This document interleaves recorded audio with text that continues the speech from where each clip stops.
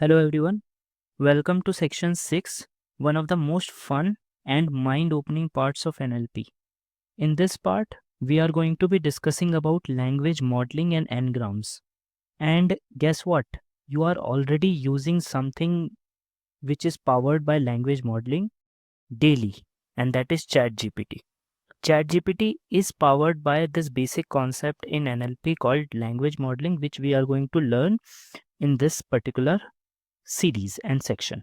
Okay, so we won't be exactly building and understanding the foundation of ChatGPT, because what is the foundation of ChatGPT is uh, something known as neural networks, and also something known as autoencoders and things like that. For that, we have to probably wait for another course. At this moment, we will be looking at language modeling using statistical techniques, and the exact technique that we will be looking at is known as n-grams. And you will understand why we are calling this as n-grams. Okay, so let's get started with our first lecture, and that is, what is a language model? Okay, so I would like to open one notepad so that I can jot down my thoughts while I'm discussing this concept. Now, this is a very fun concept, and I would say this is by far the most important and most interesting concept in NLP. And I feel, I will personally be honest, that this is the concept that led me to study NLP deeply. Okay, so what is language model? The idea is that we want to model the language itself. Now, I haven't told you anything specific or special about language model as of now. I just told you what its name itself suggests. Okay, so language model is basically modeling the language. Modeling the language. What do I mean by that? Okay, so the idea is that I want to create a model. Now, model, you can think of model as some sort of abstract box, and within that box understand how that language functions. Okay, now it depends on the kind of data we feed into. All of these things would start making sense in a moment, but at this point you have to understand that language model is trying to model the language, whatever kind of language that is. Since in our case, we are studying English language, we want to model English language. Now, what is the final results? So what are we trying to achieve after we have successfully modeled a language? Suppose I have modeled a English language. What would that look like? Suppose I feed that model a sentence, something like, I am going for dash dash dash dash. Okay, now if I feed this particular sentence to the language model, then what language model will do is, it will give you a most likely word which can be replaced with this dash dash. Okay, I'm going for maybe lunch, could be a word. I'm going for a walk, could be a word. I'm going for a movie, something like that, right? Now, it would depend on what. So okay, so now let me piece together how language model is created. So underlying any language model, you have a corpus. Okay, and we have um, studied corpus in detail. So let's say, mm, let's say two different persons are creating their own language models. One person might be looking at the whole Wikipedia as his corpus, and another person might be looking at, let's say, maybe Amazon reviews or maybe something like that. Okay, so uh, what kind of prediction a language model makes, it depends on the kind of corpus it was trained on. Okay, now please remember, at this point we haven't talked about how exactly the training would happen. We are only looking at uh, a successful scenario, like, what if I have created a language model, what do I want it to do, right? Okay, so I have corpus, and then I have a training method which I don't know yet. Okay, I don't know how I am going to take this corpus and I'm going to train a language model.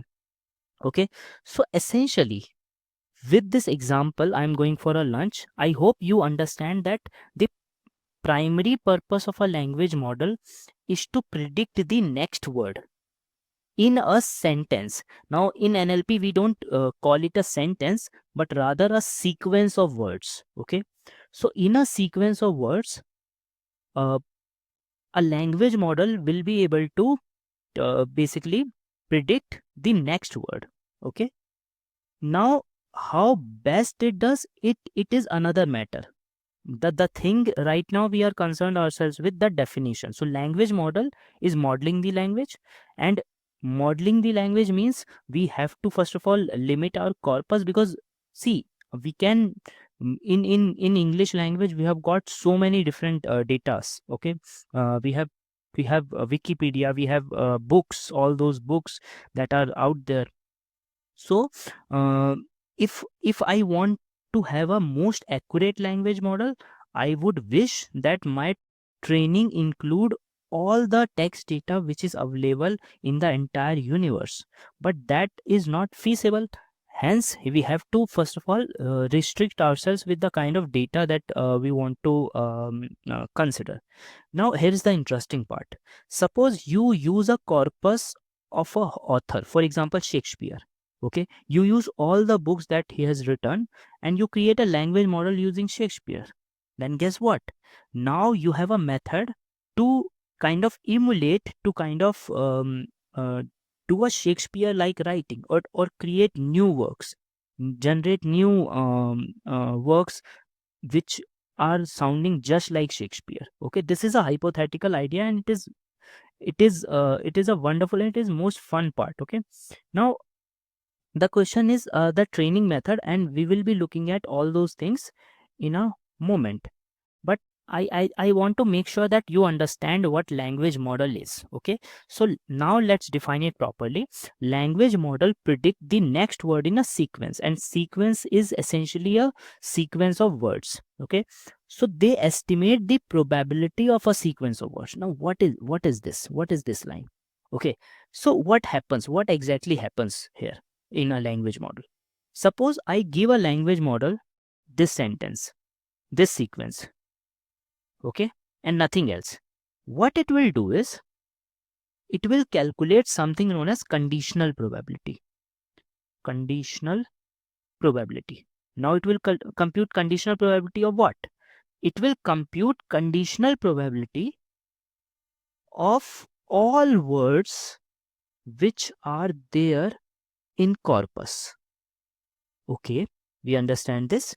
Now let's say our corpus has got some 20,000 unique words. Okay, now what it will do is it will compute conditional probabilities for all these 20k unique words, which will be conditioned on what?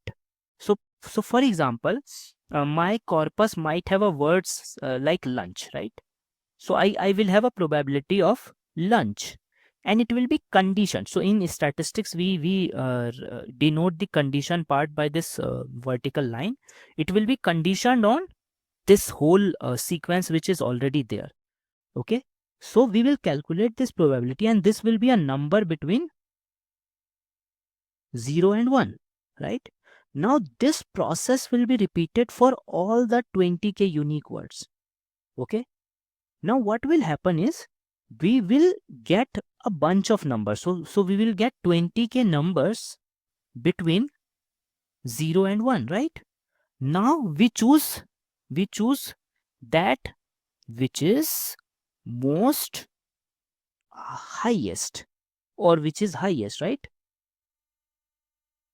And intuitively it makes sense, right? I want to choose that conditional probability which is maximum. Okay, so this is where this is how uh, the language model works. Now some of the applications. Autocomplete.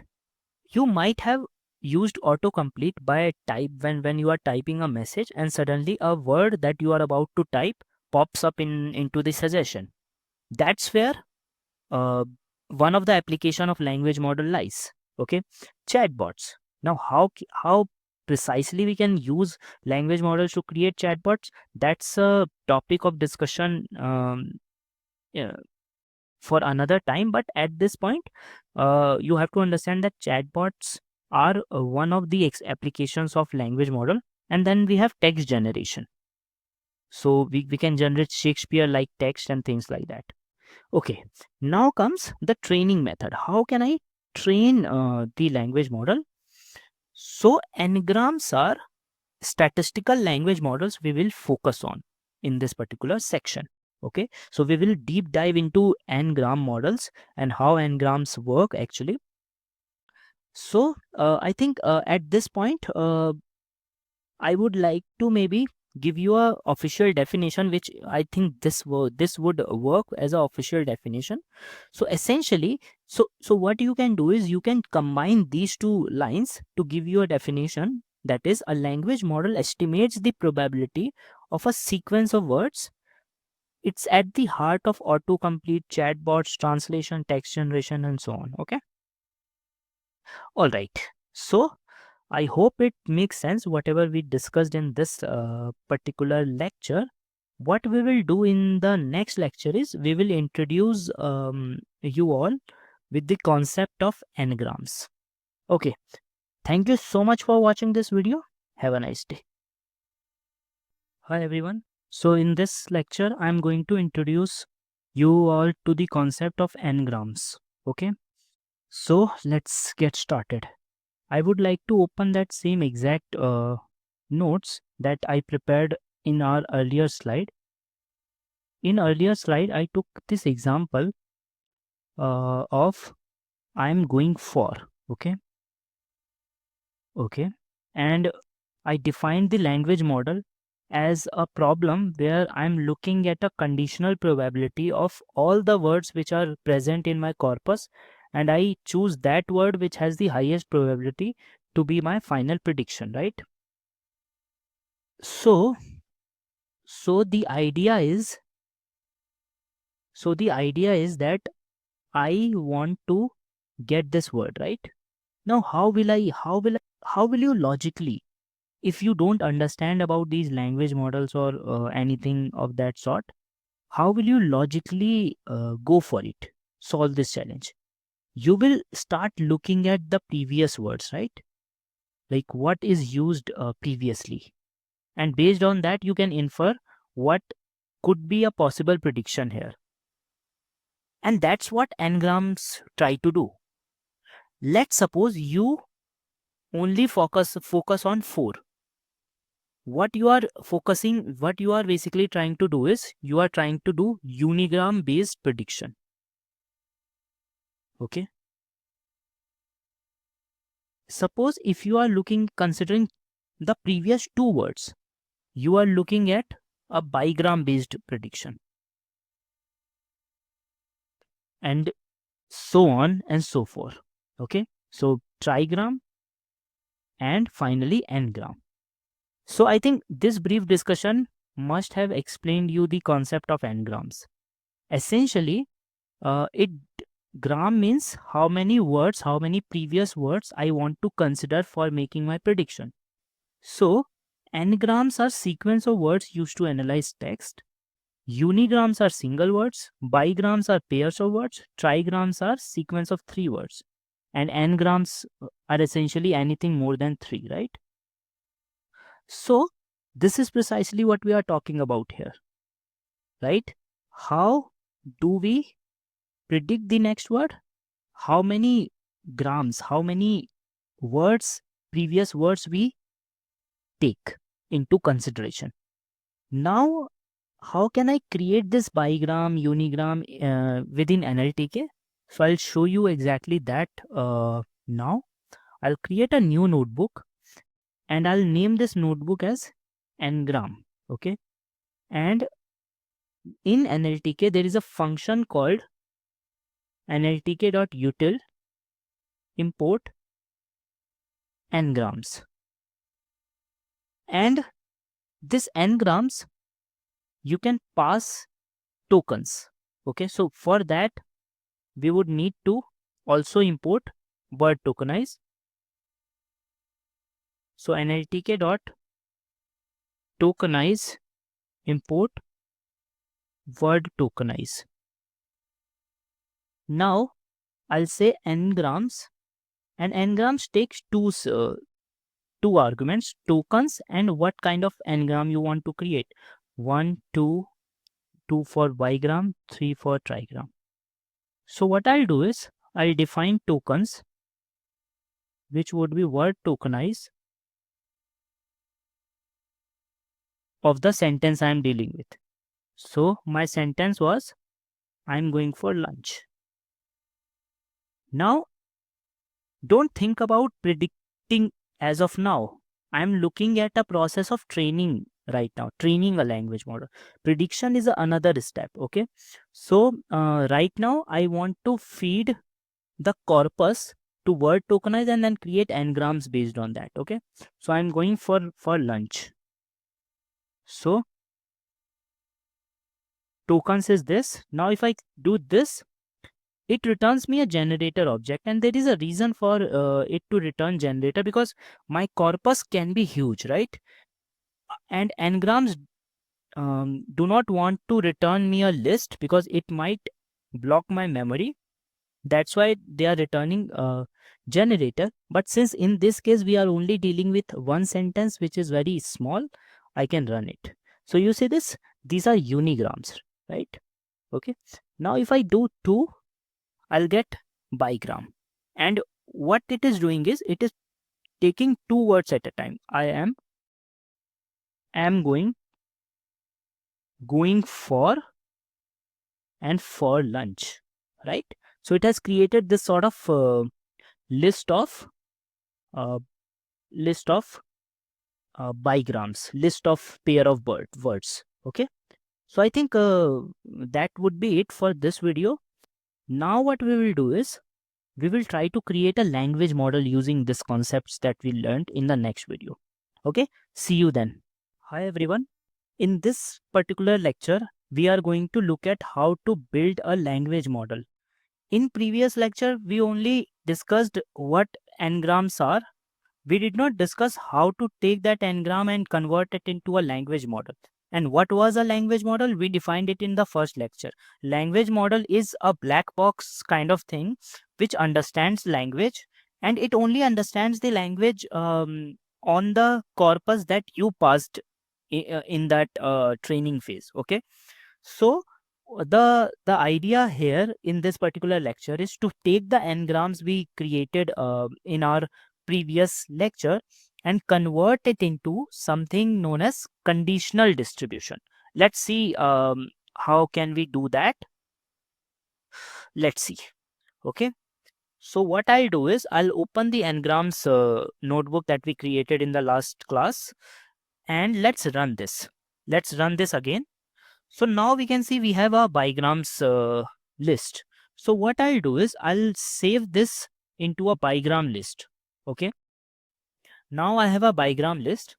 So in NLTK, there is a function called conditional distribution, conditional frequency distribution, conditional frequency distribution. Now, if you recall from our first lecture, we defined conditional frequency distribution as one of the, you can say, prerequisites for building language model, because this allow you to create conditional frequency distribution on your corpus. Then using the probabilities that it has created, we can move ahead and create what is called as language model. Okay, so first of all, let's create the conditional frequency distribution. For this, we must pass a list or tuple. Okay, so what I'll do is I'll pass a list word1 word2 for word1 word2 in bigram. Okay, now if I run this, it will give you a frequency distribution in this form. Okay, it's saying conditional frequency distribution with 4 condition. Why 4 condition? Because there are 4 bigrams here. Okay, so I can save this in a CFD. Now what I can do is, now this CFD has a is, you can think of it as a dictionary, and you can access words. So suppose I want to access a word called going. Now remember, going is a word which is within our corpus. Now here our corpus is very tiny, but let's assume that this is our entire corpus. So what we can do is, we can look at one of the words such as going from our corpus, and if I run this, you see this frequency, it returns a frequency distribution, and it returns 4, right? It returns 4. Okay, let's return, let's try to see the CFD of maybe lunch. Okay, and you see this empty dictionary. So what exactly it is returning? It is returning the words which follows going. Suppose let's do some experiment. Okay, let me do, I'm going for a lunch. For lunch, I am going to his house. Okay, so I have now expanded my corpus, and let's run this. And I think I should have done 1 second. Okay, so that you don't get confused here when I share this notebook with you all. So let's create tokens 2, and here I'm going to his house. I want to make sure you understand what conditional frequency distribution represents. Okay, that's why I'm doing this step. I'll do bigram 2 and tokens 2. Okay, now if I see bigram 2, it will be a much larger one. Okay, now I can also define a new conditional frequency distribution. So I can call it as CFD2. Now let's see the magic. So now if I see, 1 second, it's not CFD but CFD2. 1 second. Okay, I think I should have done bigram 2 here. Okay, now consider this. Now it is returning a frequency distribution of 4 and 2, which means what it is returning is which words follow the word that you try to access. So going is followed by 4 and 2 here, right? And it returns this. Now let's try to do one more thing. Okay, let's try to do something like I am going for a walk. Okay, now here going has been used 3 times, but 2 times it is used followed by 4. Let's rerun this. And now let's see the magic. Now it returns this dictionary which says 4 follows going 2 times. And guess what? Now I can, so since, see, this is a very tiny corpus, we can have a corpus of, let's say, entire internet, and this will be a huge dictionary. Now we might want to we might have to select a subset of this dictionary, and there is a convenient function called most common. Okay, and if I run this, it returns all the entries of that dictionary, but I can now limit it. So I want only the topmost common, or I can also say I want 10 commons, but since there are no 10 entries, so it returns only 2, right? So this is how we use this is how we create language model using n-grams. Now you might be thinking to yourself, oh, where is the language model? This is precisely what we have as a language model, because language model allow you to predict the next word, right? This is what we are doing right here. Based on the word going, I am trying to predict which will be the next word, and it is giving you the candidates for the next word. So after going, you can have 4 or 2. Okay, let's see.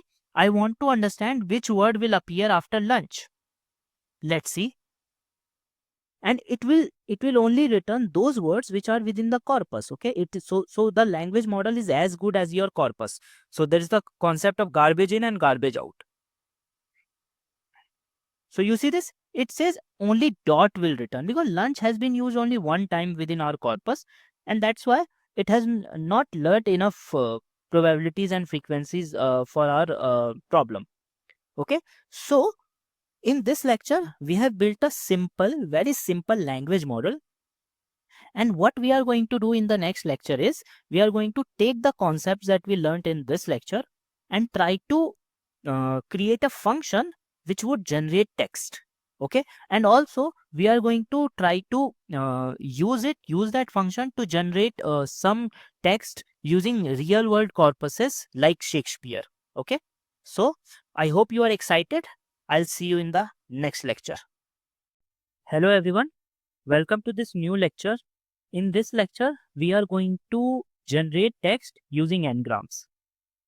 In the previous lecture, we created our simple language model using bigrams, and what that language model did was, given a word, it was predicting which word will come next, and it was predicting it using frequency, conditional frequency distribution. Okay, now in this lecture, I'm going to create a function, a very simple function, which will take our bigram model that we had from the last lecture, and it will use that bigram model to give us a text. It will give us text. Okay, so now let's create a new node, or maybe duplicate this notebook because most of the code will be same. And let me open it and let me rename it uh, generating text using bigram. Okay, so let me run this entire notebook really quickly. Okay, so we have that notebook successfully run. Now what I want to do is, see, at this step, when we return most common, we have seen that we get most common top words, and depending upon the argument that we pass, it might return some limiting results like maybe 10 or 5. So the idea about generating text is that when you have this most common return, you can essentially, okay, so let me explain you. Suppose you have trained this conditional frequency distribution on a text which is entire internet, and suppose you you call this model on some words, say for example lion, and once you return the most common, so first of all, if you run this lines, currently it is returning empty dictionary, but with a real corpus it will return a huge dictionary. Okay, and even if you do most common, it will return all the results, like maybe 10 results, 20 results, and you can take any of them, right, to make a sentence. Okay, so in our corpus, so what I'm trying to say is, in my corpus, going after going, we are seeing 2 and 4. Okay, so it means my corpus is telling me that either of these can be used after going, right? My corpus is saying 4 can be used after going, 2 can be used after going, which means I can use any of these. And that is why the result that I get from this particular result, I can choose any of these any of the results randomly. So to make it effective, what I'll do is I'll import the random module, and the random module, what it will allow me to do is, it will allow me to basically uh, take this result of frequency distribution and choose randomly any word that I want.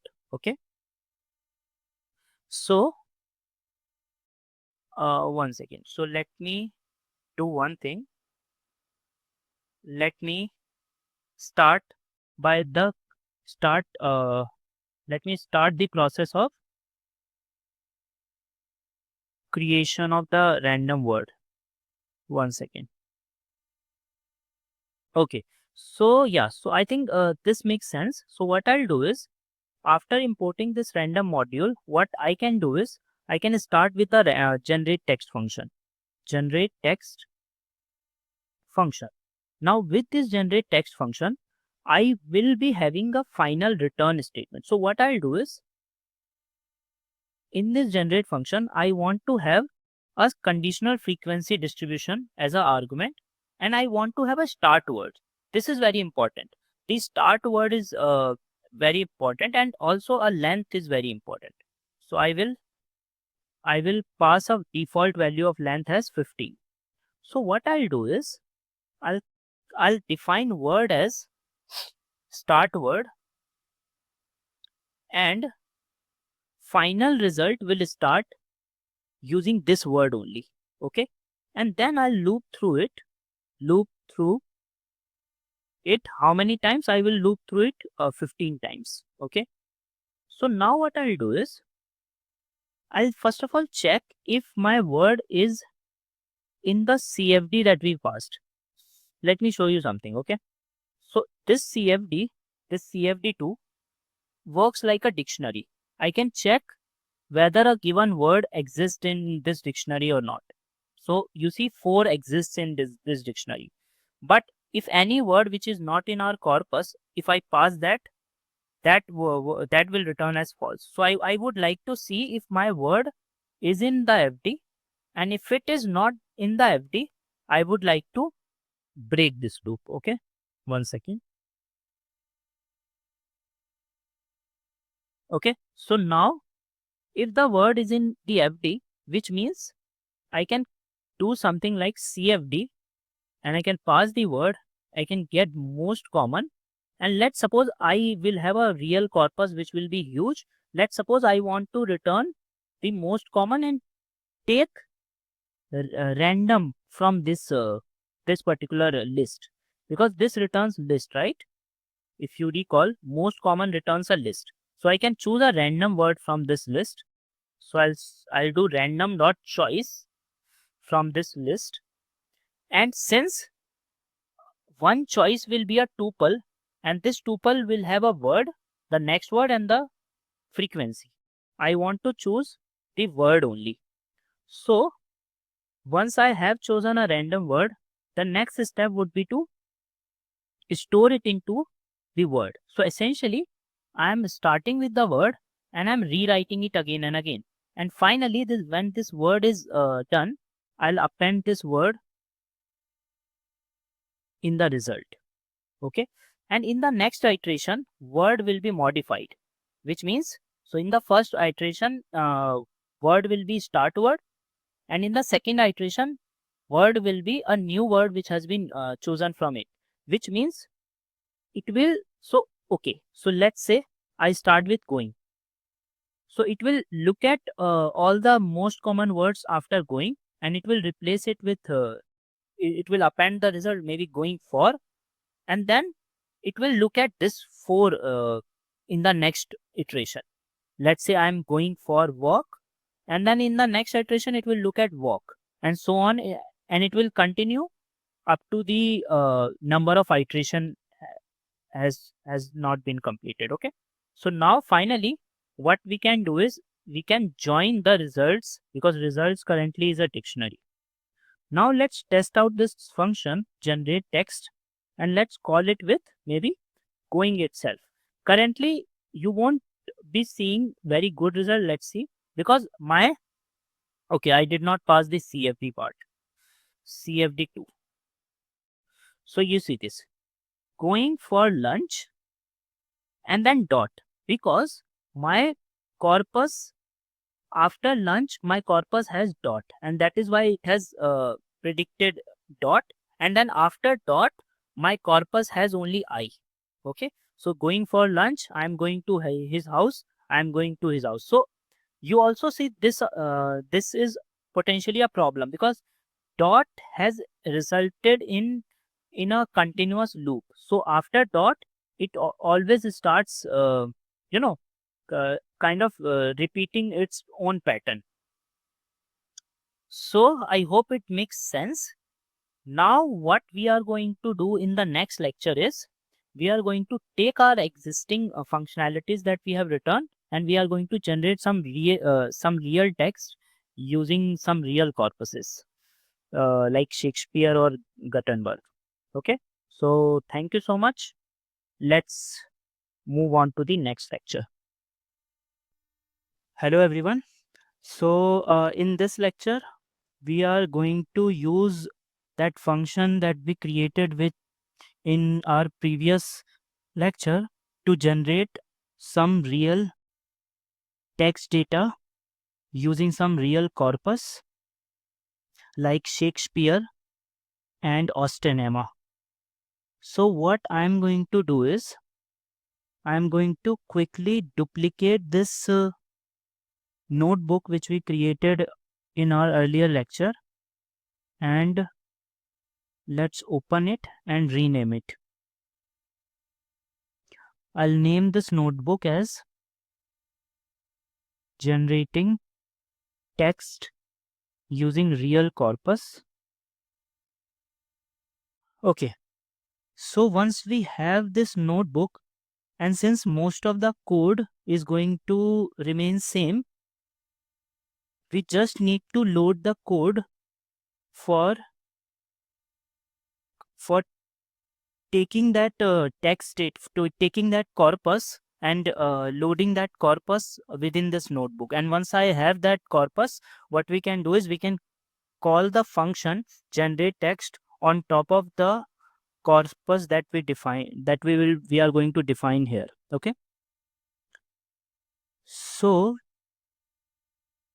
let's do one thing. Let's load the corpus really quickly. So from nltk.corpus import.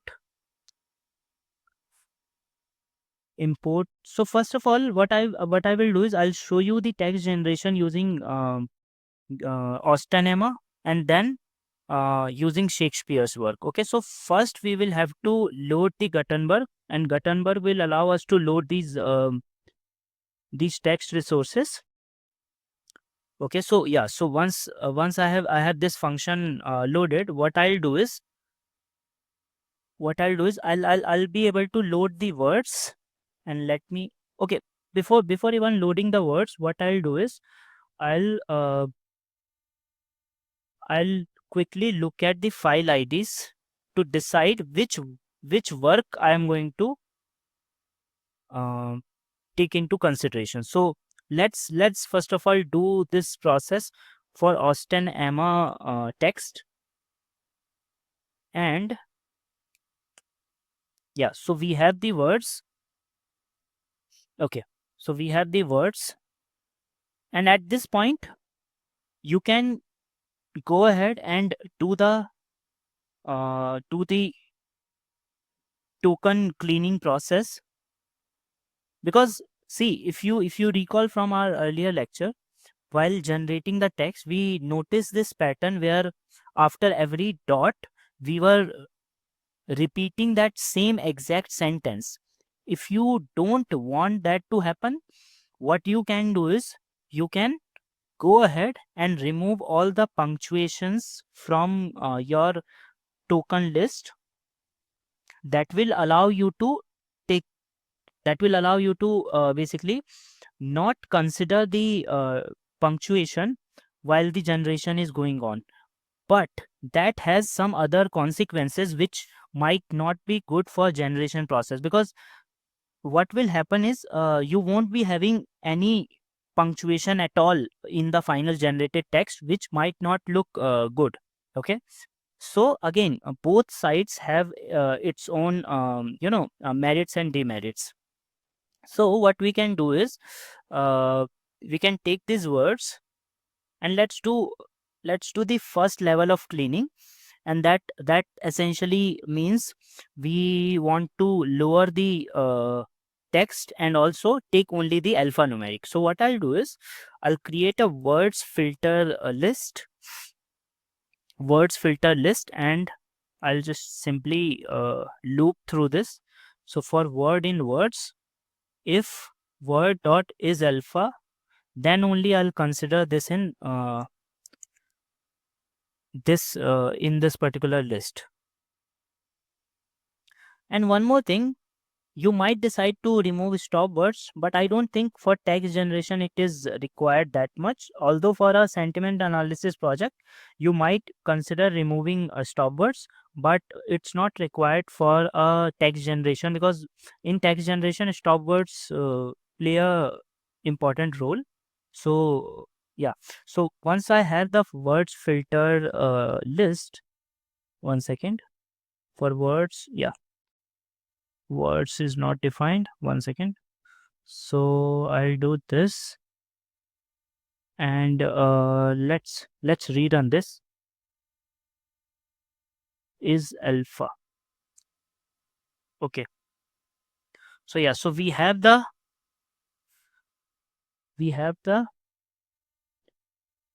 words filter loaded, and next what we need to do is we need to just create a background of this list, and let's run this. And n-grams is not defined, which means we need to import the n-grams and replace the tokens with words. Okay, so now we have a bigram which is going to be a generator object, not generator because we converted it into a list. Okay, so once we have this bigram, what we can do is we can, okay, we don't need to repeat this process.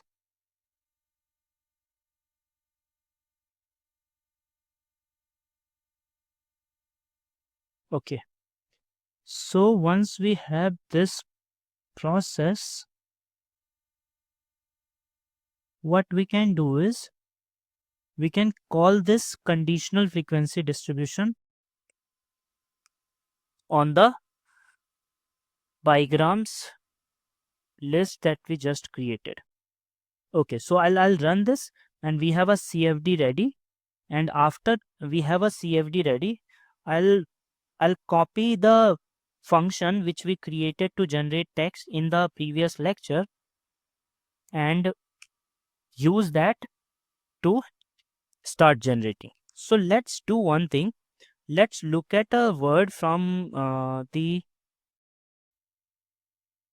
one second. I think it would make sense. It would make more sense to basically uh, get get the words in lower case letters, because it would help. Because in the Emma Houston text, we can have the word Emma in uh, both ways, where E is used as a capital letter and E is used as a small letter. So what we can do is we can lowercase it, and then let me delete this cell, and let's rerun the word filter, and let's rerun the bigram. And I don't need to print the bigram at all.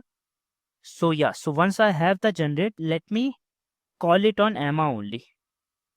Okay, and once I have the Emma, I think I also need to pass in the CFD object, conditional frequency distribution. So CFD and Emma, right? So if I run this, it's only returning Emma, which means something is not working. So let me do one thing. Let me call the, oh, I see. Oh, one second, CFD, and let me check whether Emma is here or not. Okay, so it's saying Emma is not here. So so it means something is not working as correctly. So we have a word, okay, and we must be having bigram.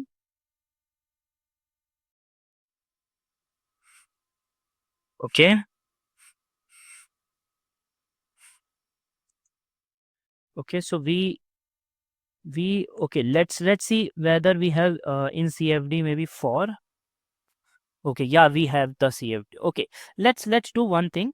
Let's not generate with Emma, maybe with the. Oh, okay, random is not defined.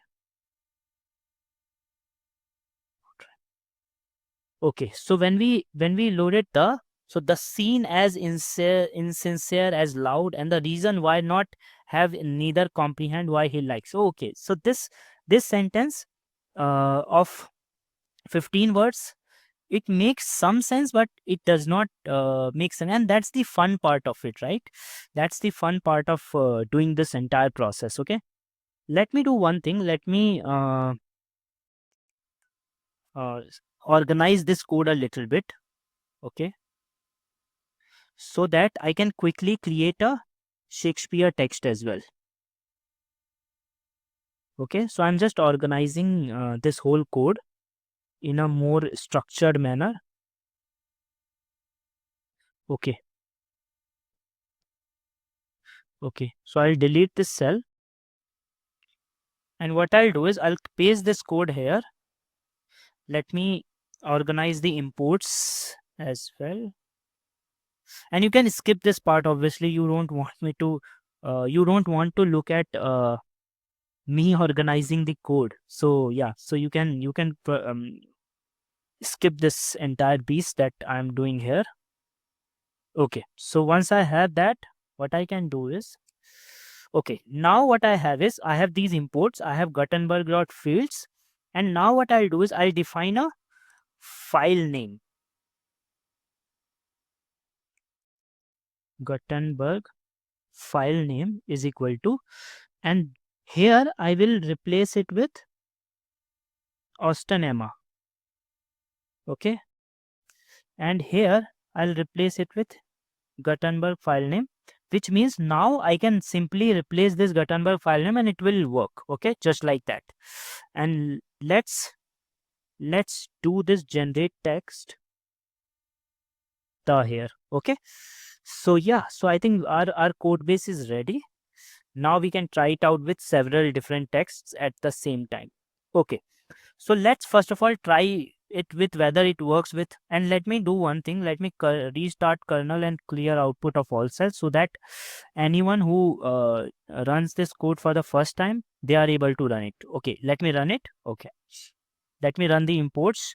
Done. Gutenberg.fields done. Now let's run this. Okay, so it's saying start. Oh, okay, my bad. So cfd comma. Yeah, so the others are blended in diffidence, no husband, satisfied by seeing what decided subject. Okay, so now let's replace it with Shakespeare Caesar. And let's see, with the same start word, the what it generates. The time, a piece of ordinary man about the dank morning plunk me my. Okay, that's fun. This is funny, and it does not make sense, to be honest. But that's the fun part of it. Okay, I love this process, and in fact, uh, we can go ahead and try to Austin. The interest that did Eleanor knew his quieting. I feel uh, this is happening because I'm doing random choice most common, and maybe I can do maybe most common. So if I'm afraid if it is being creative because I'm doing random choice on all the words. If I limit it to, let's say, 10 words, it might make more sense. You see, the next morning, but misses the first, and we did not treat the punctuation here, and that is why it is returning these kind of results. Okay, so I think I would like to stop right here, because what what I wanted to show you in this lecture was, I wanted to show you how to use the functionalities uh, that we have learned so far to generate the actual text using the real corpuses. Okay, so yeah, so thank you so much, and please try out the quizzes that I have for you in the end of this section. Thank you so much. I'll see you in the next section.